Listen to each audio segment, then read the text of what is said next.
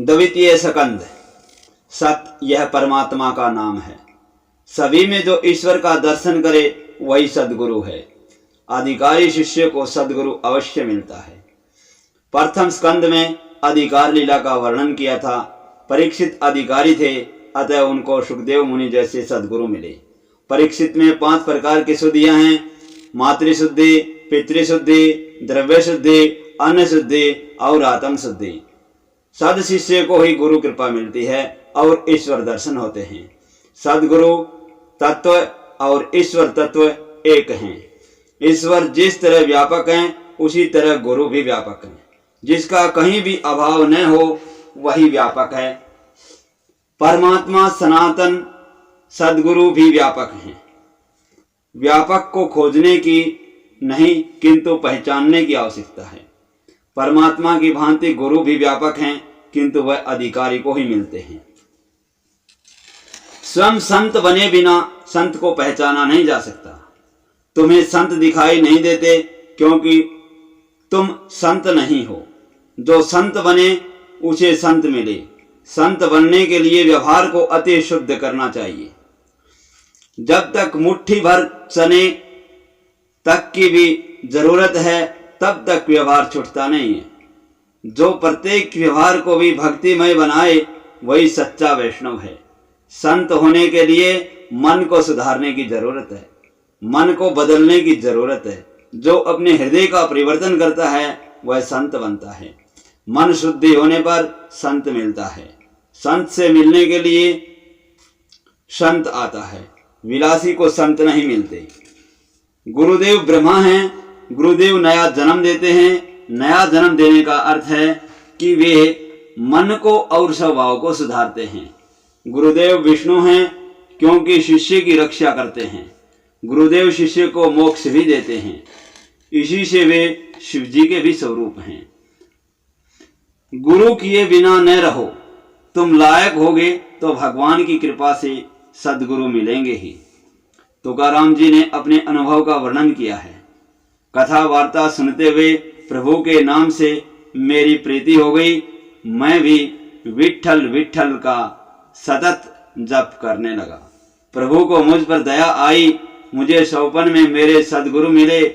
मेरे सद्गुरु मुझे रास्ते में मिले। मैं गंगा स्नान करने आ रहा था कि वे रास्ते में मिले। उन्होंने मुझसे कहा कि विठल नाथ की प्रेरणा से मैं तुझे उपदेश देने के लिए आया हूँ। मैंने गुरुदेव से कहा कि मैंने तो भगवान की कोई सेवा नहीं की है, फिर भी गुरुदेव ने मुझ पर कृपा की और रामकृष्ण हरि का मंत्र दिया। गुरु दक्षिणा में उन्होंने पाव भर तूप अर्थात घी मांगा।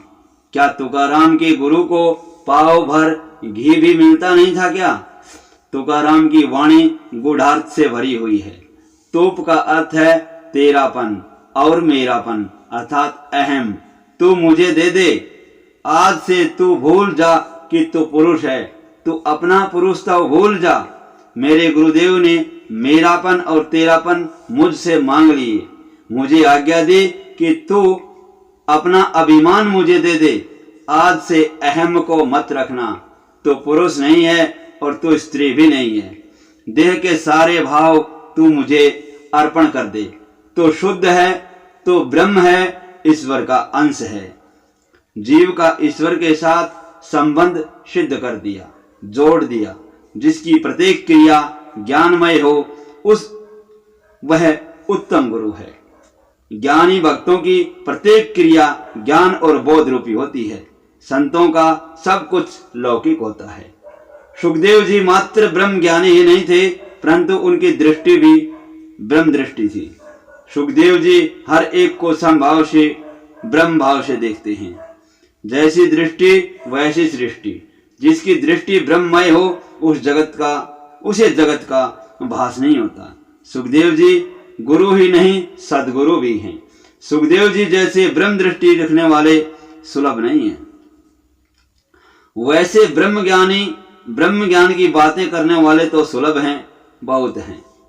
सुखदेव जी जैसे गुरु मिले तो 7 दिन में तो क्या 7 मिनटों में भी मुक्ति दिला सकते हैं। किंतु शिष्य परीक्षित जैसा अधिकारी होना चाहिए। गुरु और शिष्य दोनों अधिकारी होने चाहिए। मंत्र दीक्षा अधम है, सपर्श दीक्षा उत्तम है। ब्रह्म भाव में तल्लीन होकर सुखदेव जी ने परीक्षित के सिर पर वरद हस्त रखा कि तुरंत उनको ब्रह्म का दर्शन हुआ। प्रथम स्कंद में अधिकारी की कथा बताई है। भागवत का श्रोता कैसा होना चाहिए यह बताया गया है। वक्ता कैसा होना चाहिए यह भी बताया है। आगे कथा आएगी कि ध्रुव को मार्ग में नारद जी मिले और प्रचेताओं को शिव जी मिले। अधिकारी शिष्य को सद्गुरु मिलते हैं। परीक्षित के लिए भी सुखदेव आए, अन्यथा लाख आमंत्रण देने पर भी सुखदेव जी को आंखें उठाकर देखने तक की फुर्सत नहीं है, क्योंकि सच्चा ज्ञानी एक क्षण भी परमात्मा के दर्शन किए बगैर नहीं रह सकता। 3 प्रकार के श्रोता वक्ता में व्यास जी का क्रम दूसरा है। 3 प्रकार के श्रोता वक्ता में व्यास जी का क्रम दूसरा है, क्योंकि वे समाज सुधार की दृष्टि से कथा करते थे। सुखदेव जी दूसरों को सुधारने के नहीं, किंतु अपने अंतःकरण को सुखी करने की वृत्ति से करते थे। सुखदेव जी ने कथा का आरंभ किया, किंतु मंगलाचरण नहीं किया, कारण देहभान बिल्कुल नहीं था। 3 अध्यायों के बाद सुखदेव जी ने मंगलाचरण किया।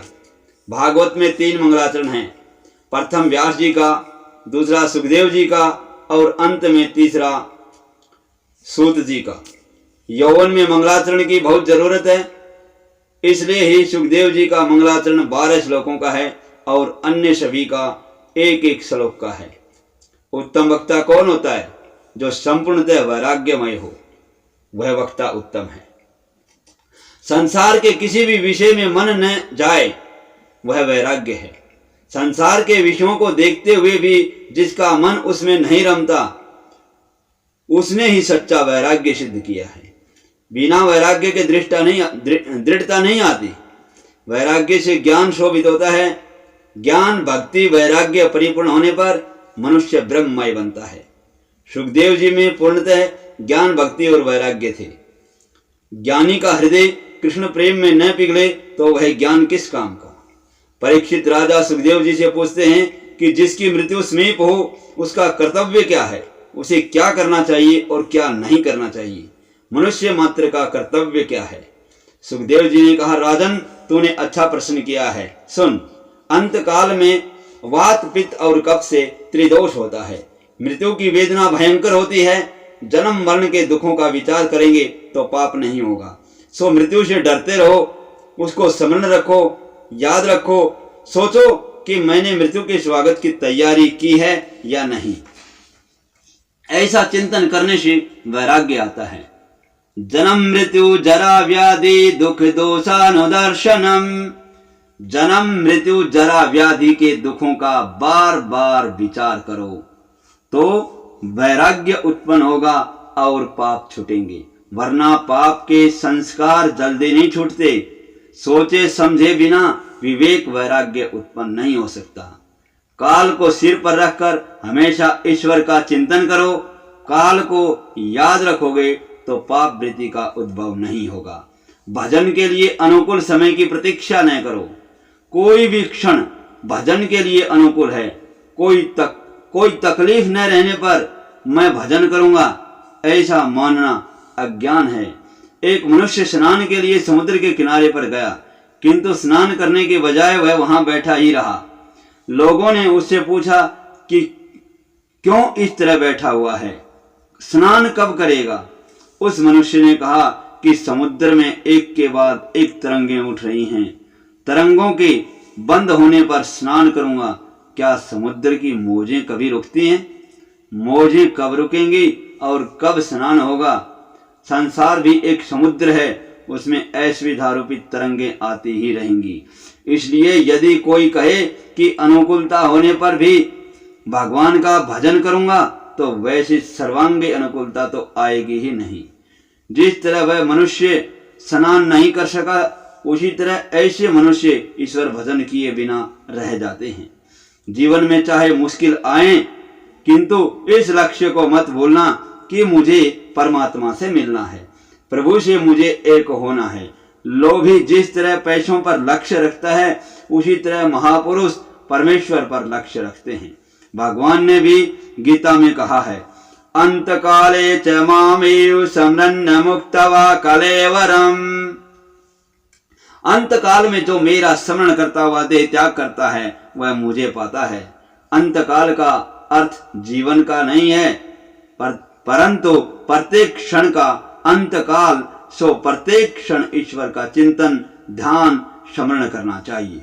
प्रत्येक क्षण को सुधारोगे तो मृत्यु भी सुधरेगी। प्रत्येक क्षण को सुधारने का अर्थ है हर क्षण ठाकुर जी को अपनी दृष्टि में रखना। लोग मानते हैं कि सारा जीवन काम धंधा करेंगे, उल्टा सीधा करके धन कमाएंगे और अंत काल में भगवान का नाम लेकर संसार पार कर लेंगे। यह गलत विचार है। इसलिए जो स्पष्टता की गई है कि सदा तद भाव भावित है, हमेशा जिस भाव का चिंतन करोगे उसी का अंत काल में भी स्मरण होगा। भगवान ने जो भी आशा की है कि तस्मात् सर्वेषु माम अनुस्मर, इसलिए सारा समय तो निरंतर मेरा स्मरण कर। यह तो सर्वविदित बात है कि जिस बात का सर्वदा चिंतन किया गया है, मृत्यु के समय भी उसी का स्मरण होता रहेगा।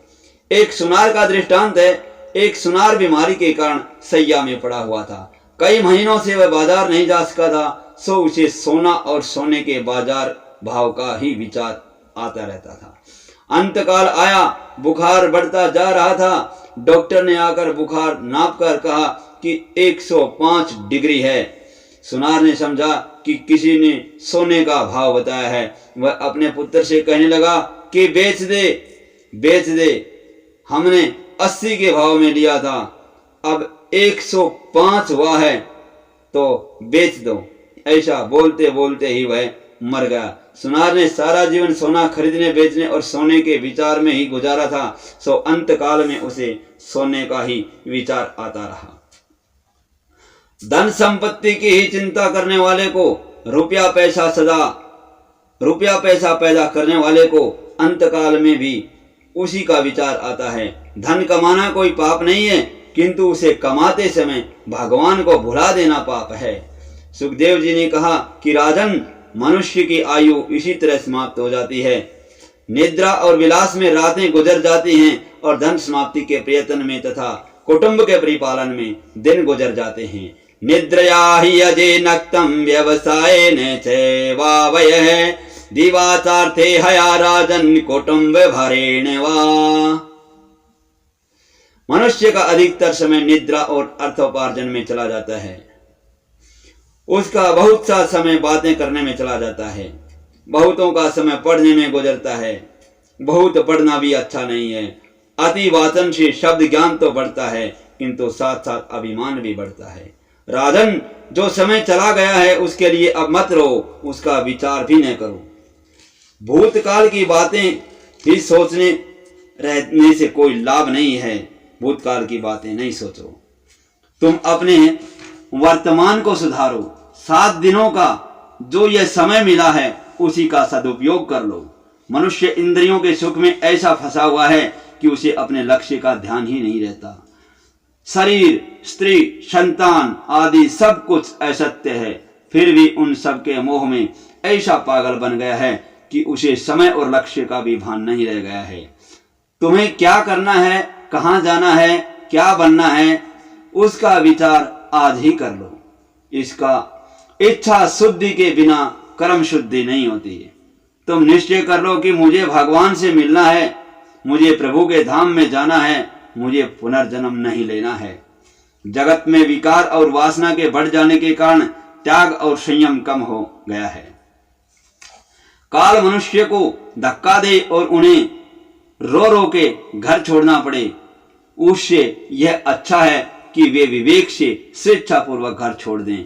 शंकर स्वामी ने कहा है, निज गृहात तूर्ण विनिर्गम्यता। हे राजन, मानव जीवन की अंतिम परीक्षा मृत्यु है। मनुष्य की प्रत्येक क्षण मृत्यु होती है। जो प्रत्येक क्षण को सुधारता है उसकी मृत्यु सुधरती है, और जिसकी मृत्यु सुधर गई उसका जीवन भी उजागर हो जाता है। प्रभु का स्मरण प्रत्येक क्षण के अंत काल में करना चाहिए।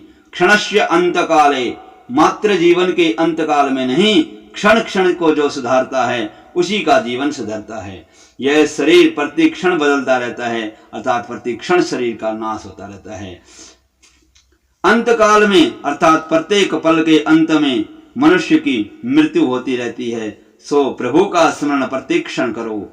शंकराचार्य जी ने शांकर भाष्य में यही कहा है, अन्यथा जिसका जीवन निद्रा, धनोपार्जन और कुटुंब के परिपालन में ही गुजर गया हो, उसे अंतकाल में वही सब कुछ याद आता रहता है। सारा जीवन जिसमें बीता हो वह अंतकाल में याद आता है।